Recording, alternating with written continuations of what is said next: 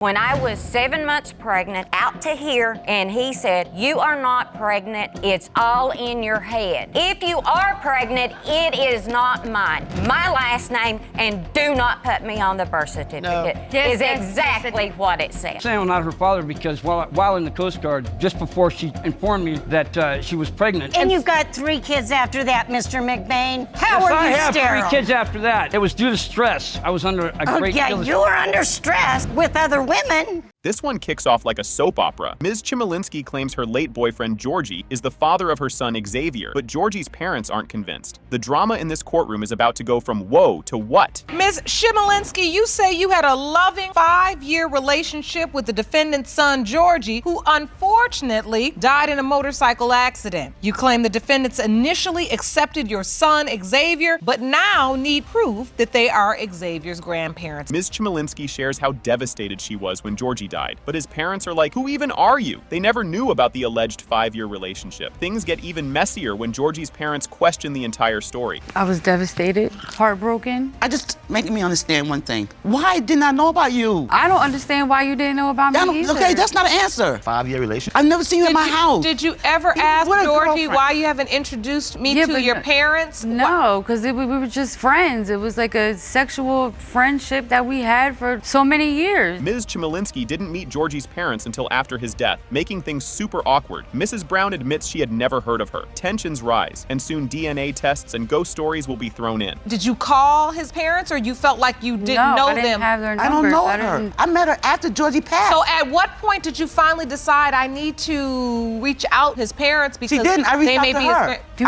I reached out to her. Okay, my son is not here. I'm picking up where he left off. Georgie's friend urges his parents to look into Xavier's paternity. Mrs. Brown decides to check it out after neighborhood chatter won't stop. Then someone mentions Xavier has Georgie's nose, adding even more drama. I pursued this test is because a friend of Georgie told him, you need to find out if this baby is Georgie. It's other people in the neighborhood must be saying something because he came to me after 2 years. He brought this to my attention. It went over my head. You told me that he looks like all your other grandkids. But that's what you said. He has Georgie's nose. My grandkids are biracial. Ms. Chmielewski says she and Georgie once tried a home DNA test but couldn't afford it. Georgie's parents ask why she didn't come to them, and things get awkward. Even the judge seems baffled by this situation. He and Georgie was doing a home DNA test a couple months before he had passed, and we couldn't come up with the money. After, I think it was like 5 months, then he had passed away. So then you should have came to me then. He was 2 weeks before he turned 1. Did Georgie accept Xavier? Did they have a relationship? He saw him a couple times. 5-year relationship? You only saw him a couple times? Turns out there's another possible father who's also passed away. Ms. Chmielewski tried reaching out to his family for a DNA test, but got no response. Now, 2 families are involved, and things are getting confusing. No. Did you ever tell the other guy? He had passed away when I was 5 months pregnant. Oh. He had got murdered. A family member of mine had contacted his family. They did not respond. So both potential fathers of this beautiful little boy had passed away? Yes, Your Honor. So what happened to the parents? I can't contact, a friend of mine contacted his sister. Ms. Chmielewski presents a video showing Georgie's supposed spirit near Xavier. The judge and Mrs. Brown look on skeptically. It's funny, spooky, and just when you think it can't get weirder, it does. And in the video, you can see Georgie's spirit. I said it looks like a spirit. It said it's like a cloud. We're sitting in the car right now, and my friend is videotaping him and talking to him. And as you can see on the right, there is like this cloudy thing that comes out of nowhere, and my son looks at it, and then it goes away. Just looks like a reflection. The DNA results come back. And Mr. Long and Xavier Chmielewski is 0%.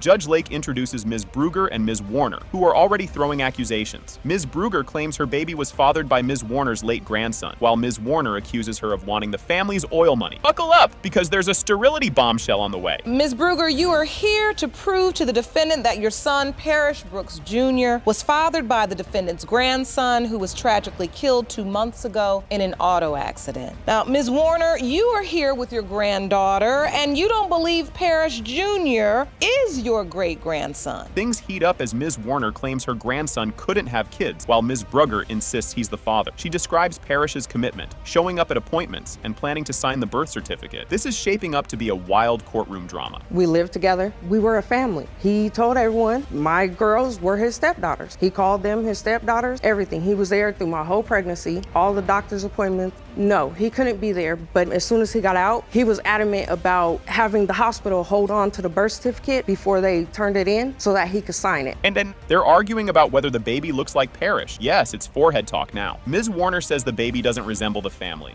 but Ms. Brugger insists he looks just like Grandpa. Emotions are high as family members keep adding fuel to the fire. But to me, that's not his job. He loved the baby, Your Honor, but the baby doesn't even look like him. He doesn't act like him. His forehead's not like, there's nothing about him to tell me that that is my grandson. My son looks... No, he doesn't. Around his eyes, he looks just like him. No, he looks like his grandpa. Grandpa ain't never did nothing for Parrish. Well, that's what y'all say. Ms. Warner explains she didn't question paternity earlier to keep Parrish happy while alive. She describes how close they were as she raised him after his mother died. Past family issues are suddenly brought back to stir things up. Ms. Warner, is all this time, even when the baby was there, did you have doubt about the paternity? But I wasn't going to say anything with Parrish. You just didn't want to upset Parrish? No, I did not want to come between Parrish and that. But now Parrish is no longer. I can say my piece now. Your Honor, his mother died in '85. I'm the only person was there for Parrish. That's why I just couldn't hurt him. Ms. Brugger says she learned about Parrish's death through Facebook. Talk about a rough way to find out. Ms. Warner claims she was too upset to call, and Ms. Veasley accuses Ms. Brugger of shady past relationships. It's a web of accusations, and you need a playbook to keep track. I got a phone call from one of my friends that seen it on Facebook. They had just found out that morning too, but you would think me. I'm grieving. That was my son. I didn't have time to call nobody. One of my friends seen it on Facebook. So when I'm looking at Facebook at like 5 o'clock in the morning going to work, Grandma, have you heard anything about Parrish? I had just talked to Parrish the Friday that he died at like 10 o'clock in the morning. Ms. Brugger denies cheating, saying she was just doing hair as a licensed cosmetologist. Ms. Warner claims Ms. Brugger mistreated Parrish Jr. during a visit, sparking arguments over bad choices. This family has layers of drama, and they're not holding back. First of all, I have a degree in cosmetology, so I do hair. When me and Parrish first got together, there's a guy I've known for years. He's my brother's friend. I've been doing his hair for years. It happened one time I was doing his hair. Parrish came home. He got mad about it. I stopped doing his hair. He never came back over again to get his hair done. Ms. Brugger calls out Parrish's family for not accepting the baby. She says it hurt Parrish deeply that his family didn't celebrate his first child. Emotions peak as they prepare for the DNA results. She has came to my house. Yes. To see my son. Maybe 3 times, 4. Every time they have seen my son, me and Parrish packed all the kids up and we had to go to their house. After my son was born, my family was at the house all the time coming to see the baby to the point where we're like, oh my God, go home so we get some rest. He was mad because he felt they were not embracing the fact that he finally did have a kid. The DNA test proves it has been determined by this court Mr. Harvey is related to Parrish Brooks Jr. Therefore, Parrish Brooks Sr. is also related to Parrish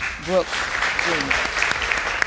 Okay, buckle up, people. Things are about to get messy. The case of Owens Roe versus Rains kicks off with all the drama you'd expect. Ms. Owens says Mr. Rains left her high and dry while she was pregnant with their daughter, Jaime. Ms. Owens, you say that after a whirlwind teenage romance and a brief marriage to Mr. Rains, he got you pregnant and then left high and dry to raise your daughter, Jamie, on your own. You say the defendant is fully aware he is your daughter's father, and you intend to prove this today. Things between these two were like a soap opera. Love, fights, and lots of drama. Ms. Owens says she was a couple of weeks pregnant when she moved back in with her parents because, get this, Mr. Rains came home one night with friends and random girls. Awkward. Because he was a lying, cheating piece of trash. Oh! I was actually 2 to 3 weeks pregnant when I went back and to live with my parents when he left me. This is after him and 2 of his friends had come home about 1 o'clock in the morning with 3 girls and expected me to think they were just friends. Mr. Rains has his own version, though. He says they were on and off like a bad Wi-Fi signal. He even married her after a miscarriage, but after more back and forth drama, he says enough and bailed. I was young back in those days. We were off and on. We were young, off and on, off and on. She got pregnant initially, and I married her because I was trying to do the right thing. She wanted to have a miscarriage. Again, after that, off and on, I got tired of it. It got old. And so she always wanted to go back home, so I let her go back home. Oh, but here's the kicker. Ms. Owens sent him a letter saying she was is pregnant. And his response? Pretty much, nah, not my problem. Honestly, this relationship sounds like a reality TV show waiting to happen. About 3 to 4 months, I get a letter from her, and that's saying she's pregnant. And I'm like, I'm sorry, I hate your luck. You know, I'm not with you, haven't been with you. We had a few, not many. About the only time we really did have any connection was in bed. So you felt like your husband was cheating. I have to ask you, were you cheating too? No, ma'am, I sure wasn't. I don't know. Now it's math time, but not the boring kind. Mr. Raines pulls out a calendar to prove the dates don't line up. He claims they split in August, so there's no way he's the baby daddy since Jaime was conceived in October. Is that the calendar you submitted to the court? Yes. Jamie was born July 31st. 1, 2, 3, 4, 5, 6, 7, 8. This is when Clara says she's pregnant. No, I got pregnant in October. This is when she said 6, 8. So I left in August is when I left. I was no longer, we broke up. I was no longer with her in August. Ms. Owens is like, nice try, buddy, and swears up and down that he was still around in October. Meanwhile, the judge is probably sitting there like, someone get me Advil. I come home in October. He dropped me off at my parents' and told them, do something with her. I cannot. That could have possibly been true. I mean, you were something to deal with. If you hadn't have been such a piece of crap, I wouldn't have been so hard to get along with. Maybe, maybe not. And here's where it gets spicier than hot sauce. Ms. Owens says she got a letter from Mr. Raines while she was 7 months pregnant, and he basically told her to kick rocks. He even said not to give the baby his last name. Ouch. When I was 7 months pregnant, out to here, and he said, you are not pregnant, it's all in your head. If you are pregnant, it is not mine. My last name, and do not put me on the birth certificate. No. I wanted my daughter to have a father like I had growing up. She did not have that. When Jaime was born, Ms. Owens didn't even call Mr. Raines to say, hey, it's baby time. She went full-on independent mode and gave Jaime her maiden name instead. And so when you gave birth, did you ask him to be there? Did you say, I'm having the baby, do you want to come to the hospital? I did not want him around. Oh. I loved him so much when we got together that I would have done anything for him. And that love turned to pure hate. And I hated him as much as I loved him. Meanwhile, Mr. Raines says he paid child support and even tried to be involved, but he claims Ms. Owens made it harder than a math test to see Jaime. Things are heating up, and Jaime's about to speak her truth. Child support came to me. I get a letter. By child support, Child support. it was not, I could have cared less if I had got any child support from him. Paid. I took responsibility of her. I had family saying she looks like you and stuff. And I just thought I was doing the right thing, Your Honor. It was not easy with Miss Clara to try to even see her. They have a relationship with. Get the tissues. Folks, Jaime shares how tough it was growing up not knowing who her real dad was. She says people told her all the time that she didn't look like Mr. Raines, and another guy might be her dad. Can you imagine hearing that growing up? Yikes. Who did you think was your father growing up? I've had several people tell me all through my life that I didn't look like him, that he wasn't, that there was, the timeline was off, that there was this other guy that I was, when I was 12. I was gonna move with Mr. Raines, and she told me that she was with someone else. I let it go because I thought, well, maybe she just don't want me moving with him. Jaime says the whole thing was super confusing and painful. She just wants the truth already, because all this he said she said is giving her a headache. And same, honestly. Being told that somebody else was my father, that, I've seen what the other person looks like. I personally think I look like the other. You do. And then 6 months ago, when the man you believe to be your father, you think all this time this is my father, but he's going in and out of my life. Right. He pretty much affirms what your mother told you when you were 12. Yeah. All right, the moment we've all been waiting for. The DNA results are in. It has been determined by this court. Mr. Raines, you are the father. This is wild, like a scene from a TV show. When Ms. Robertson was 8, her mom casually told her the guy she thought was her dad wasn't, and pointed to some random guy in a phone book saying, that's your real dad. Imagine having an identity crisis before you even hit double digits. Things only get messier from here. Ms. Robertson, your world was turned upside down at the age of 8 when you received the shocking news to be your biological father was not. You were informed that the defendant, Mr. McBain Sr., is your father. You've dragged him to court to prove that today. Yes, Your Honor. Things get confusing fast. Ms. Robertson found her birth certificate, and guess whose name was on it? Mr. McBain, who claims his name got put there just because he was married to her mom, and he doubted being her dad from the start. Why, if he's denying it, why is his name on my birth certificate? Why did he sign his rights away? And Your Honor, I have proof right here. So this is your birth certificate. Yes, my name may be on there, Your Honor. However, it's on there because the state put it on there. I had nothing to do with putting my name on her birth certificate. It gets awkward and funny. Mr. McBain accuses Ms. Graham, his ex, of cheating and even claims she suggested a threesome. He says that's why he doubts Ms. Robertson is his kid, but the drama's far from over. She was unfaithful. She asked me for a threesome at one point in the marriage as well.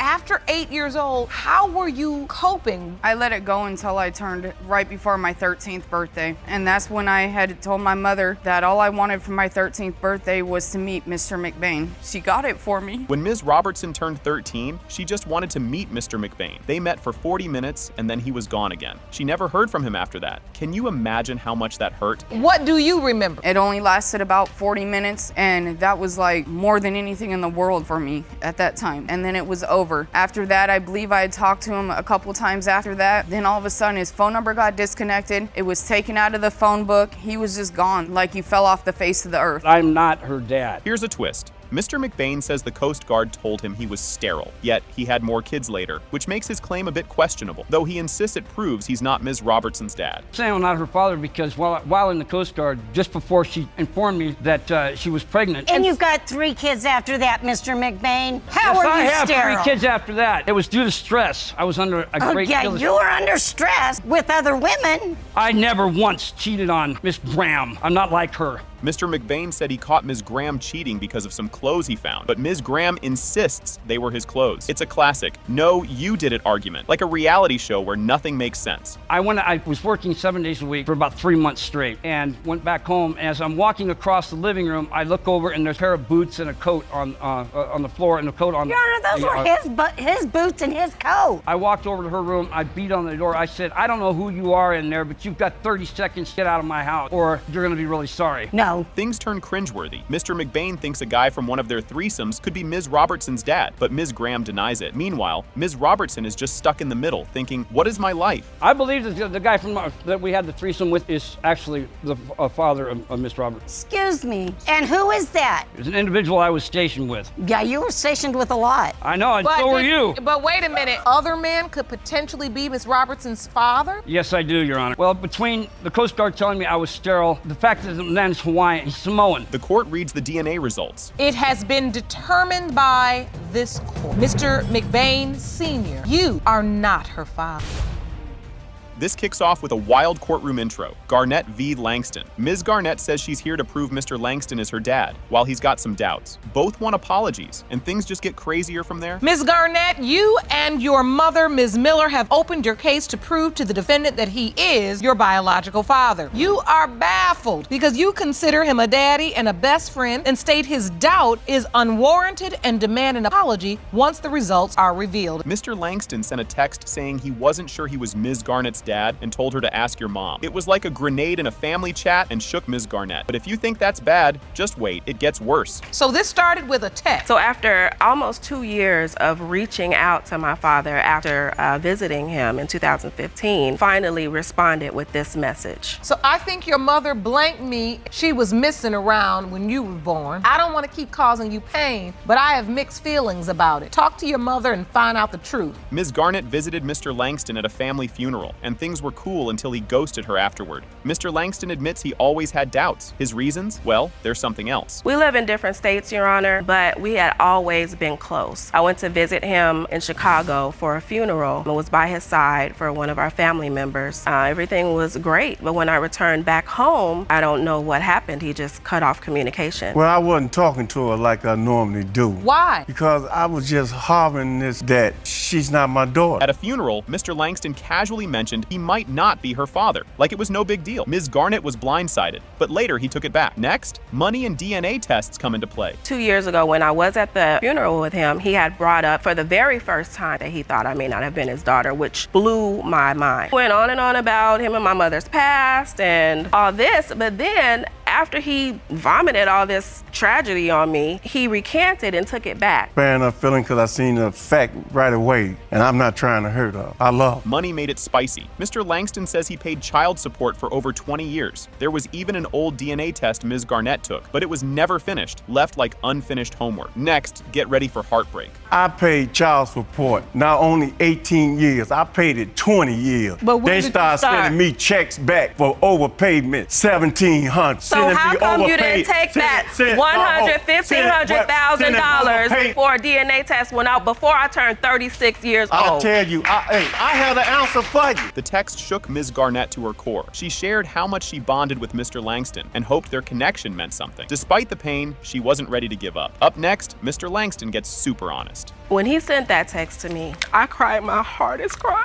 I was devastated. I felt like he was taking my identity away from me because I've always known I was a Langston. I have so much about my father. When he came back into my life, an adult, it was like a piece of the puzzle was missing. Mr. Langston says sending that text was one of the hardest things he's done. He couldn't keep lying about his doubts. He even took his first plane ride at 61 to resolve this, his version of a midlife crisis with paternity tests. Then, social media joins the mix. I didn't want to hurt her. When I had that phone and did that text, it crushed me when I pushed that button because I know what the effect was going to have on her. I didn't want to. But how am I going to deny how I feel in the inside? How I'm going to do that when I got grandbabies and I want them to be my grandbaby? That'll be the best news I can ever have. Ms. Garnett posted a side-by-side photo of her and Mr. Langston's dad, and her cousins went wild, saying they looked alike. It turned into a family resemblance debate that landed in court. But DNA results are about to steal the spotlight. You began to post on Facebook. After the text message, I did some soul searching. I was just laying in my bed looking through my phone, and I saw a picture of myself. This picture reminded me of this picture of my grandfather. This is Mr. Langston's father. And I noticed some similarities in our faces. I said, "This is my grandfather. Do you see the resemblance?" Boom. When it comes to 36-year-old Shauna Garnett, Mr. Langston, you are not father. Miss Garcia explains that Miss Huffman, who's younger than her and her father, claims to have 2 kids with her dad. Garcia's response? DNA test, please. Things are heating up, and it's getting as wild as microwave leftovers. Ms. Garcia, you claim that before your father's death, Ms. Huffman, who is 31 years younger than him and 6 years younger than you, and was pregnant with another. You have petitioned the court for a DNA test to protect your father's estate and his name by supporting that he is not the father of the defendant's 2 daughters. Garcia says her dad was certain these kids weren't his and called out Huffman for getting around. Huffman isn't having it though, and her side is coming in hot. Well, I'm basically here on behalf of my dad because he passed away about 2 years ago. He was not sure that if they were his or not because she had gotten around. So the questions that remain have been unanswered. So Ms. Huffman, it's your belief that Ms. Garcia's father did both of your children? Yes. Miss Huffman shares she met Garcia's dad at a carnival because nothing says love like Ferris wheels. She insists she wasn't seeing anyone else when her daughter Claudia was conceived. But Garcia is about to drop some Facebook drama, so buckle up. So take me to the day you believe you conceived Claudia, your older child. On March 17th of 2013. And you all were dating, you hanging out together. It was more like hanging out in the truck. You would hang out in his truck. Goof around in the beginning, and then we got into the whole thing on how you get pregnant. Huffman DM'd Garcia out of the blue about the kids, and Garcia had no clue they even existed. Suddenly, Garcia is throwing out serious accusations that change the whole story. She messaged me on Facebook and she said that she was pregnant with a child and that she had a 2-year-old daughter, that they were my dad's. And he basically said that yes, that he was messing around with her, but he didn't believe that those were his children. She got around, pretty much said that they weren't his. Garcia says her dad doubted the kids were his because he caught Huffman getting cozy with the neighbor. Huffman denies it, and things get juicier with talk of a previous paternity test. And he pretty much told me that one day she was at his house and he couldn't find her, so he went looking for her, and he saw her in the backyard with the neighbor and she was giving him oral sex. Whoa! No, it's not. Did her father actually catch you with another man? No. Huffman once tested another man for Claudia's paternity before, which adds to the mess. A court employee confirmed Huffman wasn't sure who the dad was. Meanwhile, Garcia did something surprising despite her doubts. While assisting the defendant, Ms. Huffman, with setting up a DNA test for her and her daughters, she unknowingly admitted that she tested another man in the past. She said that she did not remember if she brought birth certificate with her the last time she tested a man against Claudia, which indicated to me that she truly does not know who the biological father of Claudia is. Garcia, being nicer than anyone expected, still listed Huffman's daughters as siblings during her father's cremation arrangements. Huffman refused to sign, raising more doubts and bringing everyone to one conclusion: DNA time. To get the results for my kids, to be able to financially make it with them with their health issues. There's times where I don't even have a phone because I'm putting it in for the kids. I hope that they are my sisters, and I hope to tell them about my dad and what a wonderful man he was. And Carrie Garcia is 99.9% you are related. When I got back home, within those first week or two, we had sex like 4 or 5 times a day. So you had it in your mind that if I get my wife pregnant, she'll stop stripping. Kind of like how she just said, I'm gonna strip and I'm gonna do whatever I want because that's what I'm gonna do. I said, oh really? Okay, I'll give you a 9-month break on me. I mean, so. Things kicked off wild, and it only got crazier from there. She's certain his denial is all because of his girlfriend's influence. This sounds simple, but trust me, it's anything but. Ms. Caples, you say you are 100% certain that the defendant is your 15-month-old son, Jason's biological father, and today he's going to put his name on the dotted line right in front of his girlfriend. The relationship status was about as confusing as it could get. You'd think things would be easy after that, but wait till you hear what's next. What was the nature of this relationship? To be completely honest, Your Honor, me and Mr. Harris, we were never in a relationship. Let's clarify that now. We were just sleeping together. That's pretty much it. Were you in another relationship? No. I was not, no. I wasn't. You find out you're pregnant. Obviously, you weren't using protection if there's a question that he's biological father. Yes, Your Honor. And right when you thought you'd figured it out, another guy pops into the story. Miss Caples admits she did date someone else, but it was after she got pregnant with Jason. This timeline is all over the place. So who's this other guy that was in the picture? After me and Mr. Harris were done and over with. You were already pregnant at the point you started dating the other man? Correct. And I have an exhibit if I could show you. Absolutely. Please step over to the podium. Thank you. As you can see, my son Jason was born January 9th, 2016. Me and Mr. Harris were intimate for 9 months, all the way up until May, the beginning of May. If you thought things were weird before, now it's exhibit a time. But Mr. Harris is like, maybe? Since he was apparently seeing other women too and doesn't remember the exact dates. I mean, could this case get any messier? Mr. Harris, if you don't remember whether or not you were with her, is it because you were involved more than one woman? So that's why you really can't say for certain who you were with on what date. Now, Ms. Caples, I have to ask you, were you involved with more than one man? No, I was not, and he did not tell me that he was dealing with other women while me and him were talking. So I did not know that he was playing the Men usually don't tell you. They want to keep She went through my phone and texted other women back. This part, total shocker. Just when you think you've heard it all, the story somehow gets even more awkward. When we contacted Mr. Harris and told him that Ms. Shatera Caples summoned him for a DNA test, he said, I don't know who you're talking about. I said, Muffin? That is correct. I'm pretty sure I told him my name. Would you remember Shantira or would you remember Muffin? Would I go by around town? If you having sex for that many months with the same person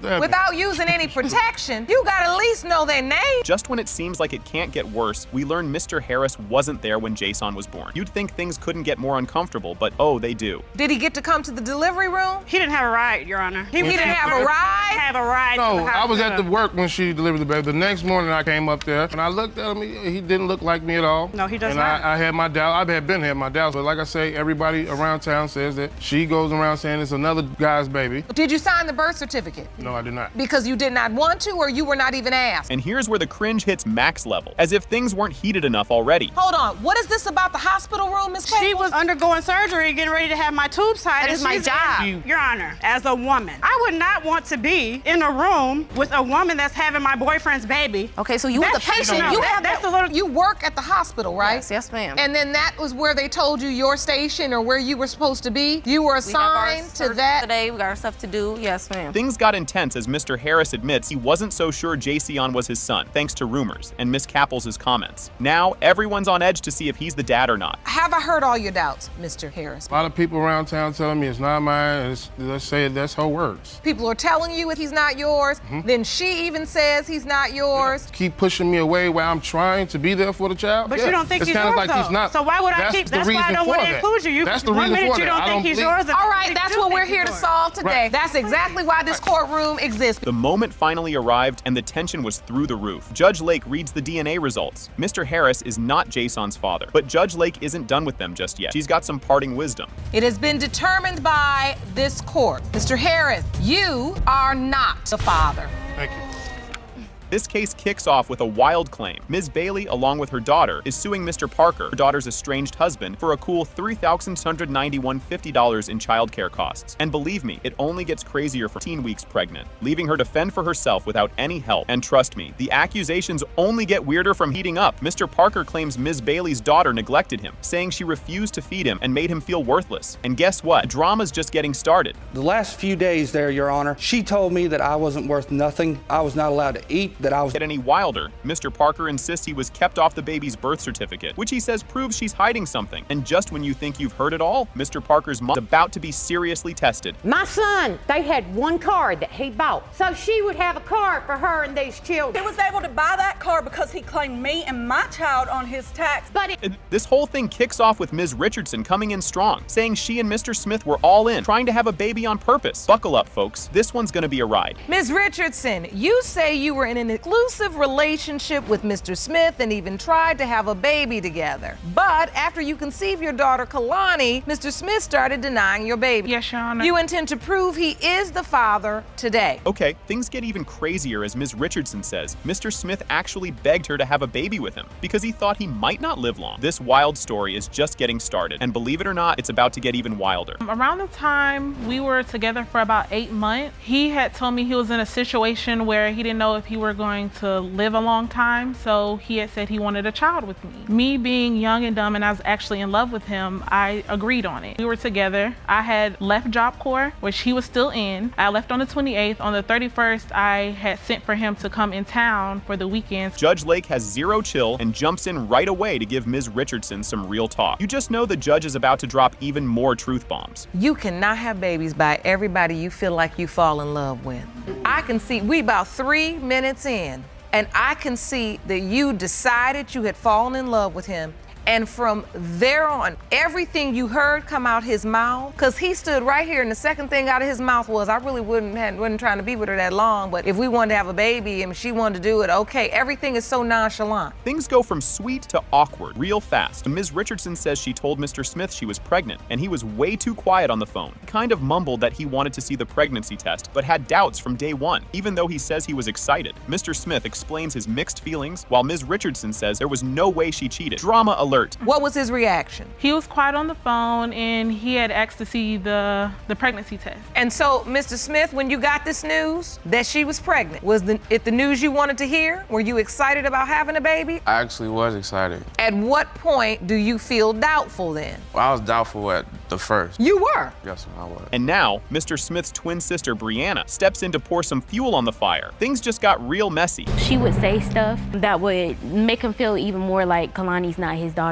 I would hear voicemails. I would see messages. And what did these voicemails say? She was upset at him. She just was saying how Kalani was sitting. She was with another dude and she was smiling and she was happy about the person, basically insinuating. Yeah, it looked just like her. Oh, here's a twist. Enter Mr. Brock, the Godfather, who's here to set things straight, or at least try to. But don't worry, it's about to get even more awkward. What is your relationship exactly with Ms. Richardson? I'm gonna keep it real with you. I would die for Brianna, and I'll take my last breath for that little girl up on the screen right there. And that's my goddaughter. And it's just because I've built that relationship with him that quick. We've told each other things that I have told nobody else. Oh God, this is so exhausting. So, you all are all just kids. Exactly. And everything is so intense. Next up, Ms. Bagley, the twins' mom, is here with her own roller coaster of emotions, saying she really wants Kalani to be her granddaughter. And if you think that's heartfelt, just wait until the DNA bombshell drops. Do you believe Kalani is your granddaughter? Yes, I do. They always did have problems, but I stayed neutral, you know, because I didn't want to get in between not seeing her because I'm on my son's side, but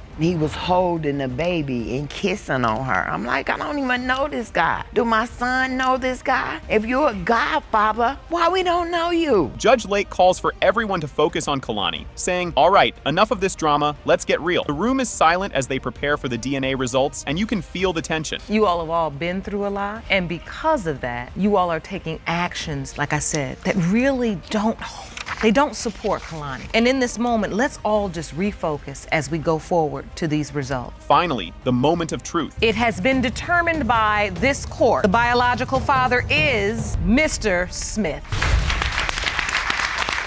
Get ready, because this one starts off strong. Mr. Hunter opens the case with a big claim. He doesn't think he's the dad of Ms. Holden's son, Josiah. But Ms. Holden, she says she's 100% sure he's the dad. The stage is set for a wild back and forth. Mr. Hunter, you opened your case in paternity court because you say there is no way you fathered the defendant's son. She's only saying you did because of the financial security you provide for her. Ms. Holden, you admit you were confused about your son's biological father because you were given incorrect medical information, but you are 100% certain Mr. Hunter is the father. Brace yourselves, folks, because this guy's doing dad duties even with big doubts. Mr. Hunter explains he's been buying everything from diapers to baby clothes for Josiah. Things are getting complicated real quick, and this is only the beginning. Because I take care of him financially, I do everything. Buy him diapers, milk, I buy clothes. Everything a father has to do to take care of a child, I do it. So you're pretty much stepped up as a father. Yes, ma'am. You have, but you have doubt. But Miss Holden, has he gotten emotionally attached to Josiah as well? Yes, Your Honor. So pretty much has accepted this child as his own? Yes. This story of how they got together has some interesting twists. Judge Lake thinks it's sweet, but we all know there's more to this romance than just cake and good deeds. Well, we lived on the same street. I met him when I was 15. We both was in a relationship, then we both became single. I invited him over to and he offered to pay for the booth at the party and offered to buy the cake. Did you have any benefits in the back of your mind that you were looking to get later? No, ma'am. You didn't, just a nice guy. Pleasant and refreshing, right, Jerome? Hold up, they can't even agree on what happened the first night. Ms. Holden says they got cozy on her birthday, but Mr. Hunter says, nope, that didn't happen. If they can't even agree on this, it's gonna be a long, bumpy ride. So at what point did you all turn this platonic friendship into a sexual relationship? Did you what about dating? How did this happen? The night of the party, we both was intoxicated. Oh. I invited him over, yeah, but that and night, one thing led to another. That night we didn't sleep. Yes, we did, Your Honor. So on the birthday night, you said you did have sex, and Mr. Hunter, you say you did not. Yeah, we did that night. Things are getting messy, folks. They argue about using protection. Hunter says yes, Ms. Holden says no. And wait until you hear about how she dropped the pregnancy news on him. So were you having sex with protection? No. Here we go. You all haven't agreed on one thing yet. Who said yes? She said no, I said yes, we were using protection. No, we wasn't. That's what we call reasonable doubt in a criminal court. So now listen, you're having sex, one says you're using protection, one says you're not. Are you having sex with anybody else? When Ms. Holden tells Mr. Hunter she's pregnant, it's pure drama. Just when he thought things couldn't get worse, she tells him there might be another dad possibility. Get ready for a bombshell about the birth certificate. So when you find out you're pregnant, you got one friend that you dating that Mr. Hunter is aware of, and now you've also made this friend, Mr. Hunter, into a sexual partner. When you get pregnant, who do you tell? Mr. Hunter. What happened? I called him over, and he came over, and I was so sleepy, and he was like, you must be pregnant because I'm sick. This is a real wait, what moment? Ms. Holden admits she put another guy's name on Josiah's birth certificate, even though Mr. Hunter has been the one paying for everything. And yep, we're about to dive into due date confusion. Did you put Mr. Hunter's name on the birth certificate, Ms. Holden? No, Your Honor. Did anybody bring a copy of that birth certificate? I have evidence. I'd like to see that. This is Josiah's birth certificate? Yes, Your Honor. Mr. Hunter, is that your last name under? No, ma'am. Whose last name is that, Ms. Holden? The other guy. The other guy. Oh, you think this story makes sense? Think again. It's like a math puzzle gone wrong, and the suspense just keeps climbing. In November the 15th, this is when I slept with Mr. Hunter. I went to the doctor. My first due date they gave me was August 2nd. I went back to the doctor and they gave me August 9th, and I slept with the other man on the 18th of November. When you had the original due date, for you counted back. Yes, that Mr. Hunter was the father. Grab a tissue, folks, because this part's kind of sweet. Mr. Hunter shares that he's grown attached to Josiah, who's just started calling him Dada. What he says next makes everyone's heart break a little more. You know, Mr. Hunter, I can see this really bothers you. I mean, it bothers me because I'm starting to get attached. He recently just started coming to me, so. But you know this baby is coming to you because he thinks you are his daddy. Right. And you're starting to form a bond. I mean, he recently just started calling me Dada, so, you know. That's a beautiful thing when you hear a child say that. Ms. Holden opens up about her own past, and things get real. Judge Lake gives her a soft look, knowing what's at stake, and the audience braces for the DNA results. Because I grew up without a father. It affected me emotionally because I was into sports. I didn't have a father figure there to support me. And now I have a little boy that might be a football. He needs a father there to support him. And your fear is Mr. Hunter will leave or not be as present in this child's life if it's not his biological child? Yes, Your Honor. Talk about a jaw dropper. It has been determined by this court. Mr. Hunter, you are not the father. Yes. Oh boy, you're not gonna believe what you're about to see here. She's hoping to save their family by proving he's the dad, while Mr. Cottle says if he isn't, he wants his name off the birth certificate ASAP. And trust me, this is just the warm-up. Mr. Cottle, you say you're not a doctor, but when a woman is having sex with more than one man at the same time, the odds are against you. And once the results reveal you aren't the father, you want your name off the birth certificate. Just when you think it can't get crazier, Ms. Wolf talks about her ex, Lucas, cheating on her with her friend. So she took it as her sign to get back at him. Trust me, things are only heating up. We met on a dating site and I moved in with him about a week after meeting him. 2 weeks in a relationship, I invited my friend to come hang out with me. While I was sleeping, I woke up and I went to the bedroom door. The door was locked, so I kept pounding on the door for them to open it, and I saw my friend's underwear on the floor. So right then and there, I knew that they had sex, and then I asked them, was like, yeah, we did have sex, I'm sorry. Just when you think there can't be more people involved, here comes Mr. Chittum, Ms. Wolf's ex-boyfriend, who's ready to tell his side of this tangled story. If you think it's a lot now, wait till you see what's next. You were in a relationship with Miss Wolf first. That is correct, Your Honor. And you started a sexual relationship? Yes, Your Honor. And then she said she invited her friend to come, and you and the friend slept together. That is correct. So now how do you find out that Miss Wolf was then intimate with your friend, Mr. Cottle? One of my friends texted me. What did she say? She was pretty much denying it all. The judge pulls out some Facebook photos that make the whole thing even wilder. And yep, things just keep getting weirder from here. Is the court uncovered a couple of Facebook photos. Now this is you, Ms. Wolf, kissing Mr. Chittum. Yes. And on the bottom of that screen, which you can't see, you were a Dallas Cowboy fan. Yes, Your Honor. Then we uncovered this photo. This is you and Mr. Cottle in pretty much the exact same pose, but a different team, because this one says Seattle Seahawks. All right, so here's where things get real. Ms. Wolf tries to deny it, but the polygraph says otherwise, making Mr. Cottle wonder what else he might be missing. Just wait though, there's more to come. Mr. Chittum, you met with a certified polygraph expert and you were asked the following question. Did you have sexual intercourse with Ms. Wolf during her pregnancy with Zane? You said yes. The lie detector determined you were being truthful. Yes, that is truthful. Only up till I was pregnant and you knew that. Things take a cringe-worthy turn when Judge Lake reads some pretty spicy messages Ms. Wolf sent Mr. Chittum. Spoiler alert, it's about to get even messier. So this message was from approximately 3 weeks ago. Are you joking me? He does nothing for you? God, he got me so angry. Come blank me.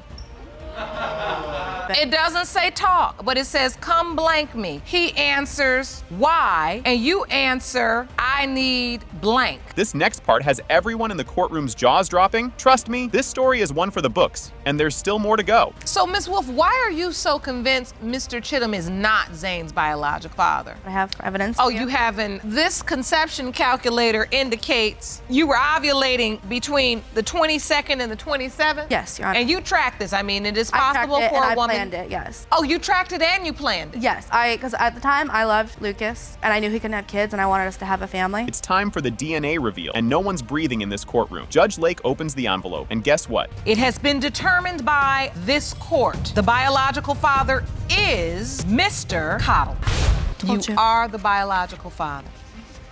Oh, buckle up, because this case is wild from the start. He's here asking for a paternity test to figure things out, but hold on to your popcorn. It's about to get even juicier. Mr. Threlkeld, you state that while you were out of the country serving in the military, your wife paraded around town with other men, and she has admitted to cheating multiple times. You claim you are not sure if you are the father of her third child, 18-month-old Liliana, and have asked the court for a paternity test. This story is so crazy it sounds made up, but here we go. While he was in Afghanistan, Mr. Threlkeld got a super random tip that his wife was stripping. And trust me, the courtroom isn't ready for what Mrs. Threlkeld has to say next. Actually, ma'am, I was overseas in Afghanistan. A soldier of mine came up to me and tapped me on the boot, said, hey, I need to go outside. We need to talk right now. Me and him got into some words, so I thought we were gonna, settle it. Well, it turns out his wife and my wife were friends, and she had found out that she was actually stripping as we spoke. At the time, the internet lounge got on Facebook and asked her, hey, is it true you're doing what I told you I didn't want you doing at all? Wait till you hear this. She says she wasn't doing anything wrong and only started exotic dancing because her husband wasn't bringing in enough cash. Her reasons don't really make it better, and you just know things are about to get even messier. First of all, we were done. He hacked my Facebook. He invaded my privacy. He looked into my stuff, into my messages. So that's how we found out. What did he find? There were messages, but... Actually, ma'am, see, she's gonna, that's already a lie. I got on there, and on the inbox, I see, oh, baby, I can't wait to see you later on tonight. I had a great time with you. I spent together. It's been amazing. These are the messages yes, ma'am. Seeing. And here's the part where they totally disagree on whether they were done or not. Just wait, because what he says next is about to make everything way more complicated. You thought your marriage was over? Stuff as it may be. Yes. Because you all had an argument about you stripping and you hung up. We hung up and we said it was done because I wanted to do what I wanted to do. You wanted to do what you wanted to do. Exactly. And why is it that you wanted to strip? Because we got married too young. Well, I needed to she because wanted to be a hooker in training, will so you she just started let me stripping. talk? Well, no. Just when you think it can't get sadder, we find out about Mr. Threlkeld's heartbreaking return. His frustration only grows, and things are far from over as they head to the next explosive moment. When I actually went out, the day I was supposed to come back home from overseas, we were told before we even got on the plane that the news was going to be there. I get there, and not my father, my mother, my wife, like I said, we'll quote that, weren't even there. They call everybody's names up, everybody's clapping and cheering. They come to my name, and it's just dead quiet. No one was there. So as everybody's getting ready to go home, I'm sitting there with my bags. I didn't even have a phone yet, so I couldn't even call her. I'm sitting there under a street light, army bag on one side and a suitcase on the other. Now this part is straight out of a soap opera. He decides to call up the guy his wife's been chatting with, but it's not exactly the convincing response he was hoping for, and things just keep heating up with the next argument. Because I saw the guy, she hadn't fully admitted that she's been seeing this guy, so I snatched the phone from her and I started going through it. There was a number that she'd called like 13 times. So I called him right back, and he answers the phone, hey, I said, who is this? Are you the one that's... And now her defense, she starts laughing, saying, I knew he was just gonna say that. He's just saying that to make you mad. And it was ridiculous. I mean, that was just the only defense. So when he calls the guy on the phone, you deny. What was he thinking? Kind of moment. Mr. Threlkeld reveals he thought a baby might actually fix things. His plan didn't go exactly as he thought, and now things are about to get even more awkward. When I got back home, within those first week or two, we had sex like 4 or 5 times a day. So you had it in your mind that if I get my wife pregnant, she'll stop stripping. Roger. Because that's going to definitely what she tells me, kind of like she just said, kind of like how she just said, I'm going to strip and I'm going to do whatever I want because that's what I'm going to do. I said, oh, really? Okay, I'll give you a 9-month break on me. I mean, so. Here's where the drama gets cranked up. He wanted her to take a lie detector test to settle his doubts once and for all. The shocking stuff just keeps coming as we finally get closer to finding out the truth about Liliana. Mr. Threlkeld, you asked your wife to take a lie detector test at some point. Before she came back, I said, look, obviously the path we're going down right now isn't a good one. My insecurities, I'd like you to take a lie detector test. And she kept saying, oh, yeah, that's fine, I'll do it, no big deal. She starts, getting nervous. I could start telling from body language and, tone of her voice, she was getting nervous. We don't need a lie detector test, we just need communication. This is where it gets brutal. Mrs. Threlkeld admits there's only a 50-50 chance that Liliana is her husband's daughter. It's a super tense moment for everyone in the room, and just when you think you can't take any more, it's finally time for the big reveal. Do you think, honestly, that he is the father of Liliana? It could be a 50-50 chance, honestly. Anybody got a quarter? Do you understand that for a man, for any person, that would be really hard to accept. There is a part of me that listens to you both talk and sees that one, if not both of you, maybe still wants to make this work. And here's the moment everyone's been waiting for. Pertaining to 1-year-old Liliana, Mr. Thruckel, you are Liliana's father. This past Father's Day, Memphis, Tennessee saw it in them to award me with Community Father of the Year award. The mayor was there and state representatives was there. So Caden will not fall short on a daddy or a father when it comes down to that. That is great to hear.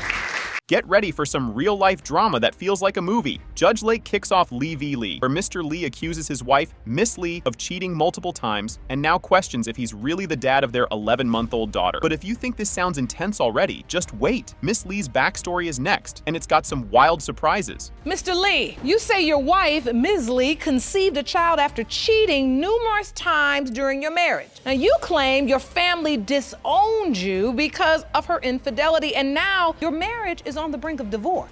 You've petitioned the court for a DNA test to prove that you are not father of Ms. Lee's 11-month-old daughter, Carolyn Lee. You won't believe how their love story starts, like a mix of romance and reality TV. Miss Lee says they met at a hotel party and felt instant sparks, totally falling for each other right away. Sounds sweet, right? Well, things take a left turn as soon as a Bon Jovi lookalike enters the picture. I was actually getting ready to go on a date with somebody, and I got a phone call from a friend of mine to come to this hotel party to meet somebody else that actually wasn't even Mr. Lee. And I get there and our eyes met, started talking that night. I heard him speaking a little bit of Spanish and we started making out the whole night. We kissed heavily. The next morning, we exchanged numbers that night as well because we made out the whole night, didn't even remember each other's names. So just 1 week after this love at first sight moment, things get, interesting. But believe it or not, this Bon Jovi moment was just the beginning. Soon, Mr. Lee's whole family gets involved in the chaos. She stayed there with me for a few days, and then like the following week, she started cheating on me with a guy she claimed it looked like Bon Jovi. She has... The following week? Yeah, well, she said he looked like Bon Jovi. I said he looks more like the Wolfman. I have a celebrity week later? Yes, I have a celebrity obsession in this guy he looked like Bon Jovi. He's just jealous. Just when you think things can't get crazier, they totally do. Mr. Lee's family can't believe he's still with her, so they end up disowning him for choosing her over them. And then, just when things seem complicated enough, the couple finds out they're going to have a baby. I got a little pissed off because, I mean, at the time, you know, my family disowned me. I had no friends. Why did your family disown you? Because she cheated on me and I chose her over them, and they didn't like that. Her anymore? Yes, and I didn't do what they wanted, so they threw me out. Just because you went back to somebody, they threw you out? It's messed up, I know, but... He was spending all right. If you thought pregnancy would calm things down, think again. It just makes things even messier. He's torn between his love for her and the nagging question in his mind. Is this baby even his? But don't think he's ready to give up yet. When you find out she's pregnant, do you believe the child is yours? Yeah, at first, she's my wife. Wouldn't, I mean, if you were in my shoes, wouldn't you believe that? I don't know. I mean... Yeah, I get it. I'm not gonna sit up here and lie. I mean, she cheated on me before, but I figured why not stick around? Things had gotten a little better. Yeah, things. So you felt like trust. I felt like I could trust her. I felt like that this was my kid. At this point, you've got to wonder how Mr. Lee has stayed so committed. It's clear he's been through a lot and has high hopes, but this test is going to be the real game changer. I do love her. I mean, I realize people have problems. People do things that they're not proud of. I mean, who among us has not? Now you stand here after saying you love her and you don't leave her, but now you're saying you're gonna divorce her. The love's still there. We're going through the motions. Stay together. We've decided that the baby isn't mine. We're just not gonna stay together. This part is like a soap opera. Mr. Lee talks about being there when Carolyn was born and signing her birth certificate, saying he's been trying to be a father and a husband through it all. You can feel the tension as he says he doesn't want to live a lie, but it's only going to get more emotional when Miss Lee's mom steps in. Take your time. I was there when she was born. I signed the birth certificate, everything. So you signed the birth certificate? I just don't want to live a lie. I want to know if this is my daughter or not. If he is not Carolyn's biological father, do you know who is? No, Your Honor. If things weren't complicated enough, Miss Lee's mom joins in with her own twist on the story. But hey, no one knows for sure yet, and the truth is still to come. She never saw really any happiness in my household. I feel bad for that. I was not a great mother to her, but she got kind of taken by my mother and my stepfather. They had her most of the time. But she did not see good things going on in the household. She saw a lot of fighting, and so she got into into the dishonesty herself, lived what she saw. Here it is, the big moment that's been building up this whole time. Judge Lake reads the DNA results, and it has been determined by this court. Mr. Lee, you are Carolyn's father. Yes, I told you. I told you.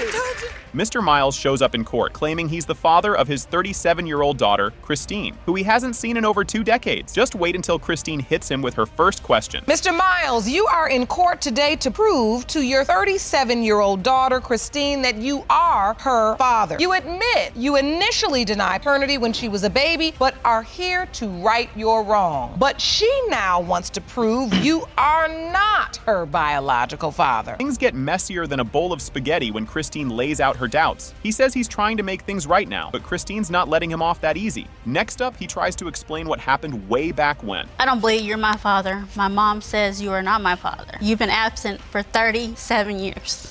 Why? Why now? Your mom said that I was your father. Why she changed her story, I have no idea. But that's not the truth. And why now? I had the opportunity to be able to look for you because I wanted to see who you are and who your family was. If this backstory had a theme song, it would definitely be a country breakup song. He only found out he owed child support much later, which leads Christine to question where he's been all these years. Spoiler alert, he's got more excuses. I didn't know about the child support at that time. I was just named as a father. You were named the legal father. Then makes you responsible for child support. You're just out there, you're dating a young woman, you love her, you all get together, then you break up. You were never informed. When she found out she was pregnant, she never called you to say, I'm pregnant. No, Judge. Now Christine starts sharing her side, and it's honestly a tough listen. Just when you think the emotions can't get any heavier, Christine reveals a twist about those child support payments. I was really bad as a student. I got in a lot of trouble. I went to foster care 4 years. I went through lots of therapy to forget all this, and I'm back today.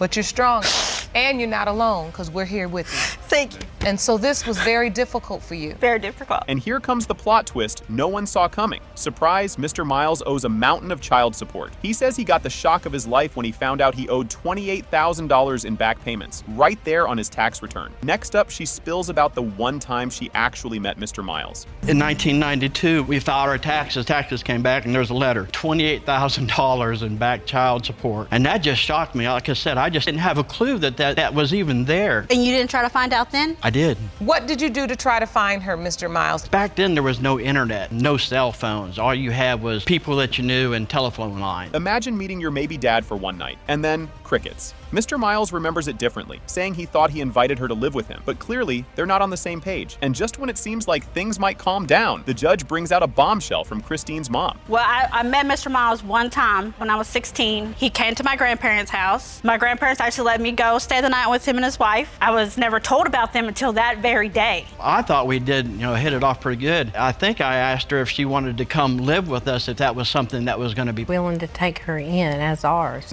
Right when you think you've heard it all, Christine's mom drops a statement that changes everything. Mr. Miles doesn't seem to care, though. He's convinced they have a bond. Just wait till you hear what Christine says about reconnecting with him now. Because when we were in the court, she said I was the father. So after that, I assumed she would tell her that I was the father because that's what happened in court. Why would she name her after his mother? Why would she go after him for child support? He said he wanted to play dad. Yeah, I wasn't even with her then. That's what she said. He was never with her. Yeah. He is still yet to contact her mother since that. Here's the moment everyone's been waiting for, and it's like the air gets sucked out of the room. The judge reads the DNA results, and the truth is, it has been determined by this court. Mr. Miles, you are not the father.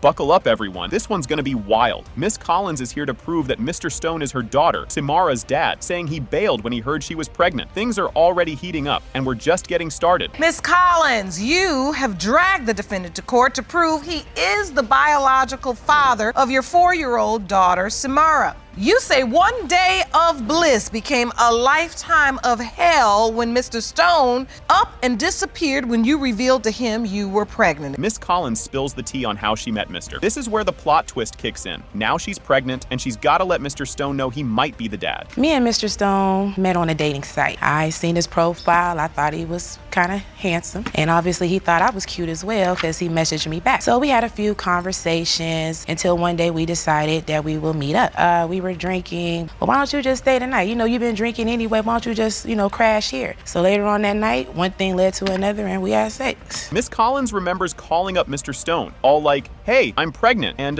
this could be yours. This mix-up only makes the whole situation messier, and they're both sticking to their stories. I went to a doctor. This was at, I think, the beginning of June. The doctor told me I was about a month long. So I'm like, okay. So after that, I give Mr. Stone a call. I let him know. I said, hey, I'm pregnant and there's a possibility that you might be the father. She never said possibility. Yes, I did. I told him I was pregnant and it might be a possibility that the baby would be his. Miss Collins says she tried to stay in contact, but Mr. Stone up and moved to Arizona and went off the grid. They both look at each other like, seriously? The mystery of who ghosted who is on, and now everyone's got questions. Man, so she gave me the call. I was in Arizona. She's like, well, the person I thought that was the father of the baby is not. And then she said, the other person that might have been a possibility to be the father also is not. 2 additional people besides you. Besides me. No, I didn't, Your Honor. Mr. Stone shows up with evidence saying he tried to do DNA tests several times, and guess who didn't show? Miss Collins says she either didn't know or had stuff going on. And now Mr. Stone's got trust issues. It's a classic game of he said, she said, and at this point, they're still pointing fingers. I get a phone call from the court where she lives at. We show up, can't do the test for whatever reason. They say that they'll be in touch. Well, I go back a second time. I drove all the way up there. Guess who didn't show? Miss Collins did not show. She suggested that we do a at-home DNA test. So I was like, I don't really trust that. I don't know if that's not a doctor, but she said, I'll pay for it. I said, okay. Miss Collins throws in a curveball. Her daughter Kimara has hypoglycemia, which she claims runs in Mr. Stone's family. The health stuff is only adding to the chaos here, and both are still looking for answers. A few years back, my daughter, she got sick. Come to find out she's hypoglycemic. Now, that does not run on my side of the family. So what I do, I'll give Mr. Stone a phone call, and he says, yes, I do believe that do run in my family. Anybody could have hypoglycemia. I'm not the only person on this earth. I'm sure there's a whole lot of us. It doesn't run in my family. Maybe the other guy runs in his family. I don't know. Dr. Brown Parks swoops in to clear things up on hypoglycemia, saying it could actually be genetic. The doc gives her medical opinion, and everyone's waiting on the DNA test to see who's got it right. So first off, hypoglycemia is simply low blood sugar. It can happen for a variety of reasons. There's a level at which we just have chosen that below 50 milligrams per deciliter when they take your blood. Most common cause is from people who are diabetic or hyperglycemic. It drops their blood sugar too low. It is indeed. Judge Lake finally opens the DNA envelope, and surprise! It has been determined by this court. Mr. Stone, you are the father. Right from the start, the drama is real, and you can just feel that this one's gonna be intense. Let's just say he's got a lot of doubts, and he's ready to get some answers. As detectives go, just when you thought things were settling down a little, surprise, surprise, Mr. Zara announces he's brought in a surprise hanging out, though he admits it wasn't exactly steamy. So yeah, the witness doesn't exactly have the smoking gun, but here comes Mr. McCaffrey, and he's not shy about spilling the details. Crowd's in shock, and it's clear this love triangle, or square, is getting harder and harder to keep track of. You hear this testimony? Yes. You admit you were intimate with Ms. Nato? Yes. Here it is, the big moment everyone's been waiting for. It is Mr. Zara. You want to tell everybody how sorry you are? This is one crazy situation right off the bat. Ms. McGowan tells the court how, just after her husband passed away, she met Mr. Martin online. But get ready, because this story only gets messier. Ms. McGowan, you say after the death of your husband, you were trying to find your way, but ended up finding a man on the internet, had sex with him, and 2 weeks later, you discovered that you're pregnant. Now you claim the defendant, Mr. Martin, is without a doubt the biological father of your 8-month-old baby, Caden. And just like that, Mr. Martin fires back with some seriously shady doubts. Wait till you hear why he thinks he's off the hook. Mr. Martin, you say there's no way you're biological father, and you claim to have a mile-long list of doubts that will clear your name today in court. One main reason is that you believe the man she's currently living with, who will join us shortly, is baby Caden's biological father. Yes, Your Honor. Mr. Martin then proudly admits he hasn't done a single thing for Caden because in his mind, it's not his problem. And just when you think Mr. Martin might start acting responsible, he doubles down. Mr. Martin, yes, you've done nothing for the child? No, I did nothing. Because in fact, first night we had sex. The first day we met each other, we had sex. The reason why I don't believe it, this is my child, because she's very promiscuous. And when you have sex with a woman first day, that's red flag anyway. Did you use protection? No, No,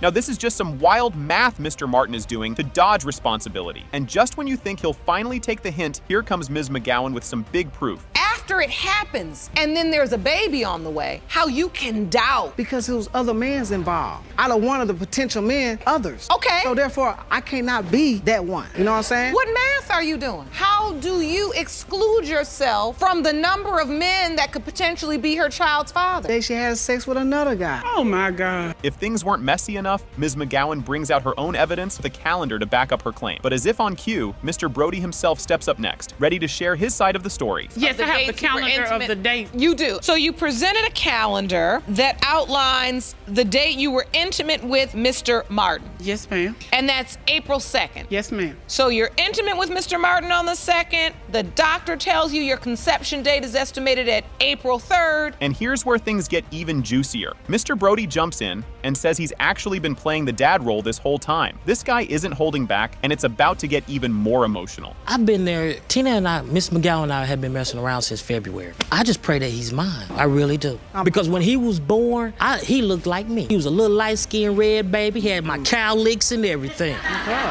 In the NIC unit, when they took him from his mother when he stopped breathing. Mr. Brody isn't just a maybe dad. He's been fully committed to the role, and it shows. But the stakes get higher as Judge Lake gets ready to address the whole messy love triangle. This past Father's Day, Memphis, Tennessee saw it in them to award me with Community Father of the Year award. The mayor was there and state representatives was there. So Caden will not fall short on a daddy or a father when it comes down to that. That is great to hear.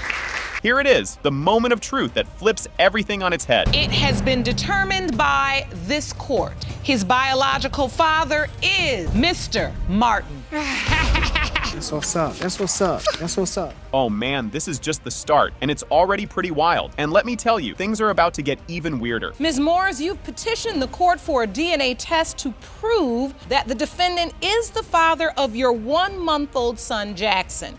You hope these results will save your family because you have 2 other kids together. Okay, this is just bonkers. Mr. Byram talks about how he found out about Ms. Morris's little secret rendezvous with his own friend, no less. Yep, hiding in the attic. You won't believe the timeline of how long this has been going on. Me and the dude she cheated on me with were hanging out the night before. We're really close friends. We stayed up all night, 5, 6 o'clock in the morning. I wake up probably 7 o'clock. He's already gone. She fought with me the night before so she can leave and stay at her grandma's house. She was over there with the kids. I seen him on the couch. That's when I started banging on the doors and the windows. I go in the house. He's hiding up in the attic of her grandma's house. You think it couldn't get any messier? Think again. Ms. Morris says she was already being accused of cheating anyway, but what she reveals next about her dates will leave you laughing and cringing. We were having trouble way before I even slept with his friends. He's always constantly telling me I'm cheating. It's been happening for 4 years now. He keeps accusing you, so you just go ahead and validate the accusation? Well, we split up for a month. And he was living down the street at his friends, and he was dating a different girl, and I was staying in the house with the guy, the other potential father. The timeline on these hookups is all kinds of messy. And yeah, just when you think that's wild enough, the details keep coming. You say you are certain he's the father of Jackson. When did you sleep with him? September 27th. She could have slept with him the same day. I slept with him on September 25th. That's why we're here today for the result. Oh, so you slept with the other guy September 25th? Yes, Your Honor. Yep, things keep getting complicated. Ms. Morris says she's been in contact with the other guy's mom, wants to be in Jackson's life if he's her grandson. But of course, Mr. Byram is not too thrilled, and his reaction to this, classic. Did you tell the other guy, Ms. Morris, that he could be the father as well? Yes, Your Honor. She's still talking to his mom about it. No. Sending his mom pictures of the baby. So when the baby was first born, I sent her pictures of the baby because she was asking me how much he was. No, I did not. Yeah, you did. About how much. It's not an everyday thing. It only happened twice. The tension in their home is so thick you could spread it on toast. Ms. Morris can see this, and things get even stranger after this. Yes, he does. He